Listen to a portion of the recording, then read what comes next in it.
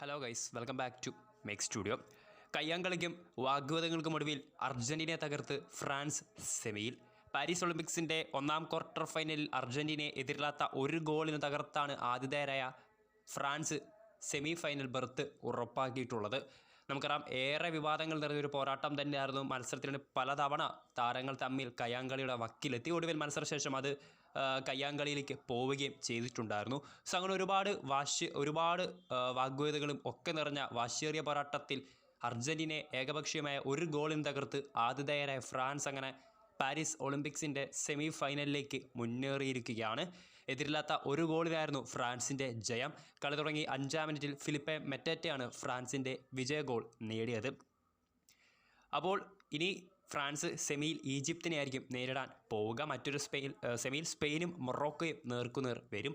So അങ്ങനെ ഒരുപാട് വാഗ്വാദങ്ങളും ഒക്കെ നിറഞ്ഞ ഒരു പോരാട്ടം തന്നെയാണ്. മത്സരത്തിന് മുമ്പ് മാച്ച് പ്രിവ്യൂലടക്കം പരിശീലകർ തമ്മിൽ വരെ ചൂടേറിയ ഹീറ്റനായിട്ടുള്ള ആർഗ്യുമെൻറ്റ്സ് ഒക്കെ വന്നിട്ടുണ്ടായിരുന്നു. സോ ഇന്നലെ കളിയിൽ ഉടനീളം നമ്മൾ കണ്ടിട്ടുണ്ടായിരുന്നു താരങ്ങൾ തമ്മിൽ പലതവണ കയ്യാങ്കളിക്ക് വക്ക് വരെ എത്തിയത്. അതിനുശേഷം ഒടുവിൽ കളി തീർന്ന് മത്സരശേഷം ആ ഒരു